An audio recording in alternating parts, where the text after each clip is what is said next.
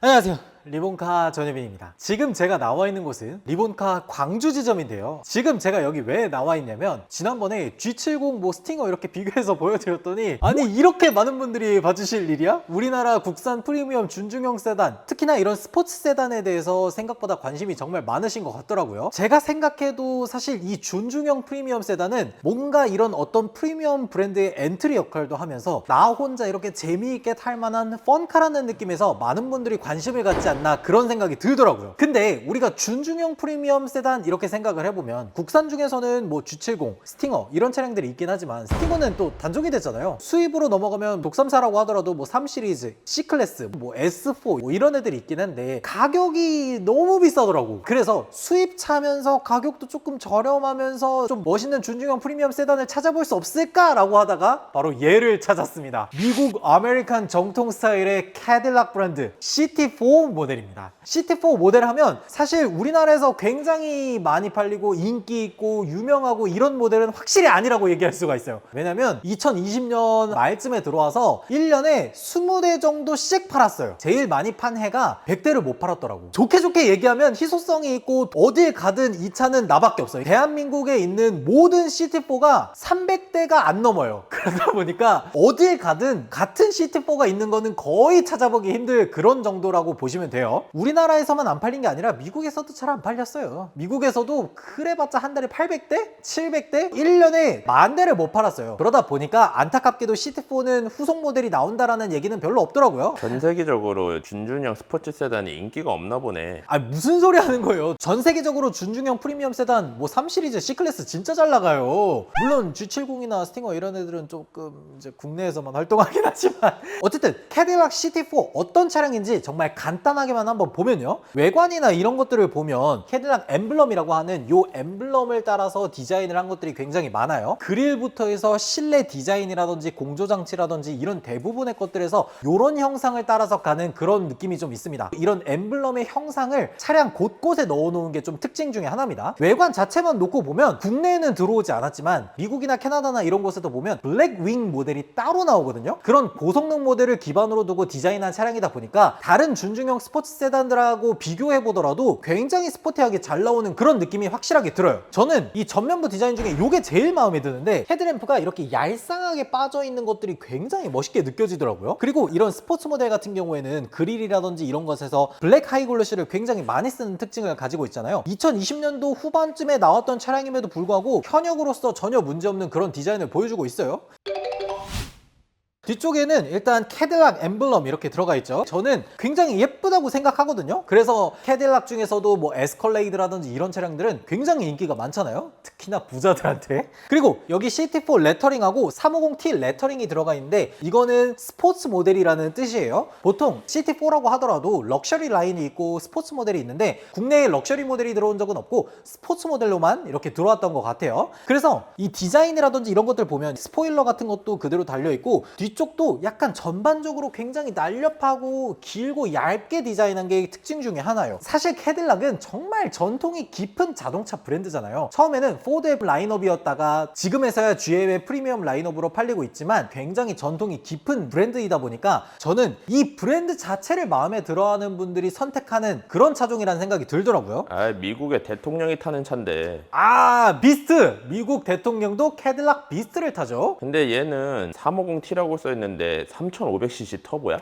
이거는 사실 이제 350T라고 해서 오해할 수도 있기는 한데 미국에서는 2.7L 터보도 있기는 하지만 국내에서는 2.0L 터보 단일 모델로 나옵니다. 그래서 출력 같은 경우에는 보통 2.0L 터보 모델들이 한 200마력 중반 정도 출력을 내거든요. 그 모델이랑 거의 비슷하다고 보시면 됩니다. 근데 살짝 아쉬운 게 뭐냐면 이 전작이 캐딜락 ATS라는 모델이 있었어요. 근데 그 캐딜락 ATS보다 마력이 조금 떨어졌어. 이게 연식이 바뀌고 풀체인지 되면서 더 출력이 높아지고 성능도 좋아지고 연비도 좋아지고 해야 되는데 외관이라든지 실내 디자인 이런 것들은 훨씬 좋아졌지만 출력이 조금 낮아졌다는 게 이게 조금 아쉽긴 하더라고요. 그래서 안 팔렸나 보구만.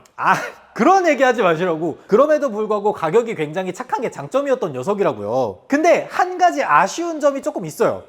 이거 실망할 것 같은데 트렁크 한번 열어보면요.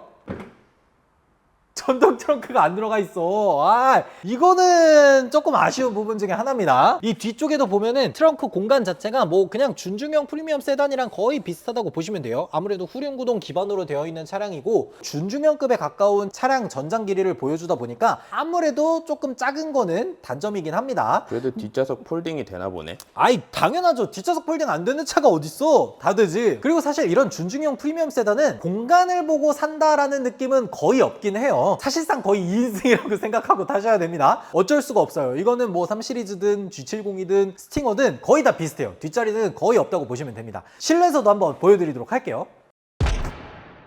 기본적으로 우리가 꼭 있어야 되는 옵션들은 그대로 다 들어가 있습니다. 뭐 헤드업 디스플레이라든지 센터 디스플레이라든지. 근데 이 센터 디스플레이가 너무 작다 보니까 조금 옛날 느낌이 나는 건 어쩔 수 없긴 해요. 그렇다고 하더라도 안드로이드 오토라든지 애플 카플레이라든지 이런 기능들은 다 들어가 있다 보니까 굳이 뭐 불편하다라고 느낄 정도는 아닌 거죠. 그리고 이거 되게 좋더라고. 미국 형님들이 좀 땀이 많으셨나봐. 통풍 시트라든지 이런 것들은 준중형 세단임에도 불구하고 다 들어가 있어요. 이거 아주 괜찮죠. 그리고 뭐 썬루프라든지 이런 것들도 기본으로 다 들어가 있다 보니까 뭐 생각보다 되게 괜찮다고 할 수 있죠. 그리고 장점 중에 하나는 뭐냐면 어댑티브 크루즈 컨트롤이 들어가 있습니다. 원래 GM 차들 그 기능 안 넣어주잖아. 아이, 진짜 내가 그 얘기 안 하려고 그랬는데 GM 캐딜락 자동차들의 특징이죠. 어댑티브 크루즈 컨트롤이라고 하기는 하지만 이 어댑티브 크루즈 컨트롤은 앞차와의 차간거리를 조절해주는 주행 보조는 들어가 있지만 차로 중앙을 유지해주는 기능은 안타깝게도 빠져 있습니다. 이거는 어쩔 수가 없어요. 왜냐면 미국에서는 슈퍼크루즈라 그래서 내가 차량 전방을 향해서 시선을 집중하고 있기만 하면 핸들에 손을 대지 않더라도 알아서 가는 그런 슈퍼크루즈 기능을 탑재하고 있어요. 근데 그게 활성화되려면 국내 지도라든지 이런 것들이 반출돼야 작동이 되기 때문에 국내에서는 그런 것들을 전혀 허용해 줄 리가 없죠. 그렇기 때문에 국내에서는 안타깝게도 슈퍼크루즈라든지 이런 기능들은 작동되지가 않습니다. 그래서 차로 중앙 유지 보조가 빠져 있어요. 이게 조금 아쉬운 부분이긴 해. 그리고 이쪽에 보면은 보스 스피커도 들어가 있습니다. 무려 스피커가 17개나 들어가 있다고 해요. 이 작은 차에 스피커 17개나 들어갈 정도면 뭐 생각보다 나쁘지 않다고 얘기할 수 있겠죠. 그리고 프리미엄 세단이라고 할 수 있는 기능 중에 하나가 전 진짜 좋다고 생각하는 게 안마 시트가 들어가 있습니다. 우리가 제네시스라든지 이런 데서 보면 에르고 모션 시트 같은 게 들어가 있잖아요. 그런 것처럼 똑같이 이 캐딜락에도 장거리 주행을 했을 때 이렇게 꾹꾹 에어 쿠션이 나왔다가 들어갔다가 하는 것처럼 몸을 살짝살짝 이렇게 눌러주는 그런 기능이 들어가 있는 게 좀 특징 중에 하나예요. 장거리 운행을 하다 보면 공기주머니를 넣었다가 뺐다가 하는 그 정도만으로도 생각보다 허리 통증이라든지 이런 것들을 줄일 수가 있거든요. 이런 것들은 장점이라고 할 수가 있겠죠. 조수석에도 들어가 있어? 조수석에도 들어가 있습니다. 여기 보면 이 동그란 버튼이 하나 들어가 있는데 이 동그란 버튼을 누르면 안마 시트가 활성화가 됩니다. 그리고 여러분들이 제일 걱정해하는 2열 제가 한번 타서 보여드리도록 할게요.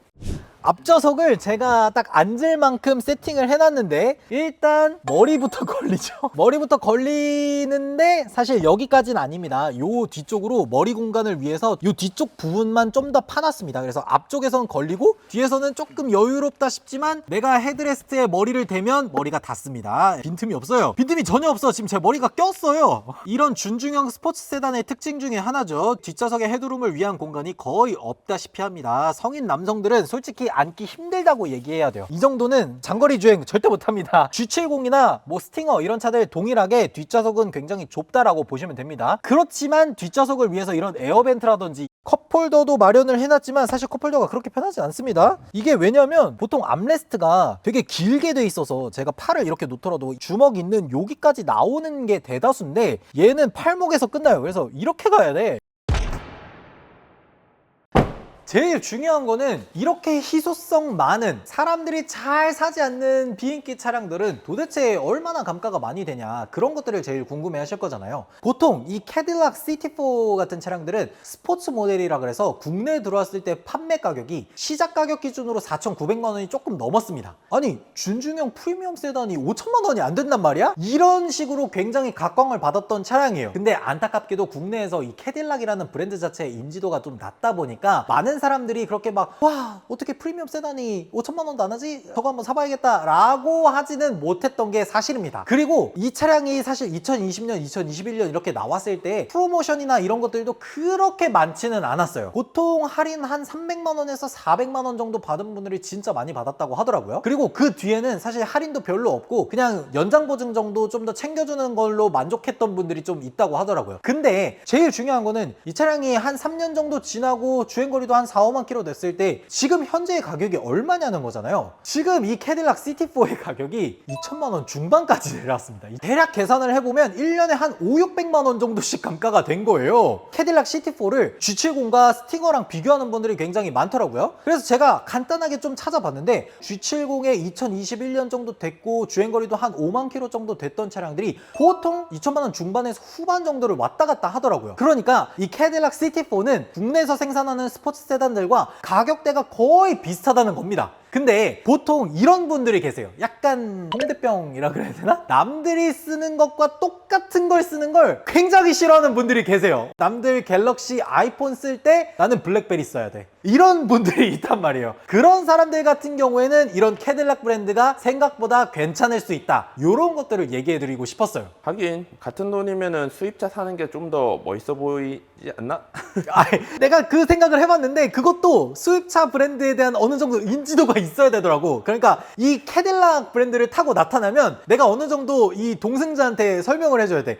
이 캐딜락이라는 브랜드는 말이야 미국 정통 브랜드로서 역사와 전통이 아주 뭘 그렇게 길게 설명해. 그냥 미국 대통령이 타는 차 하면 되지. 그런 쉬운 설명이 있었네. 미국 대통령이 타는 차의 브랜드야 라고 설명하면 어느 정도 좀 인지도가 확실히 있긴 하겠네요. 그리고 생긴 것만 봐도 약간 프리미엄 라인업 같이 생겼잖아. 근데 아셔야 될 거 하나는 꼭 말씀드리려고 해요. 정비성이 그렇게 쉽진 않을 겁니다. 왜? GM 서비스 센터 가면 해주잖아. GM 서비스 센터 가면 해주긴 하죠. 해주긴 하지만 국내에 많이 들어와 있는 차량이 아니다 보니까 부품 수급의 기간이라든지 특히나 이 흰색 같은 경우에는 더 희귀하다고 하더라고요. 그런 일들이 있다 보니까 거기까지 용인해 줄 수 있는 분들이라면 충분히 선택해도 괜찮은 차가 아닐까라는 생각이 들었어요.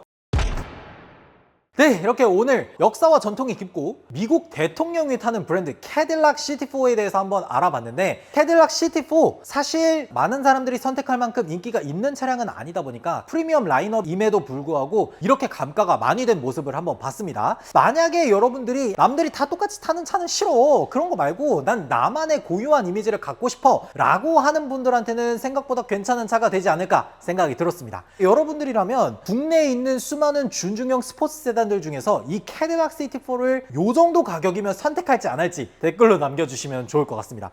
그리고 캐딜락 CT4를 타는 분들이 있다면 댓글로 달아주시면 좋을 것 같아요. 그런 분들이라면 국내에 300분도 안 계시는 아주 희귀한 분들이니까 같이 모여서 CT4 정말 좋은 차량이에요. 어떤 점이 정말 좋아요. 이런 것들도 남겨주시면 좋을 것 같다는 생각이 들었습니다. 그리고 저희 지금 리본카에서 댓글 이벤트 하고 있는데 구독, 좋아요 눌러주신 후에 댓글만 다시면 자동으로 응모가 되거든요. 10분 추첨해서 스타벅스 기프티콘 보내드리도록 하겠습니다. 지금까지 저는 리본카 전유빈이었습니다. 감사합니다.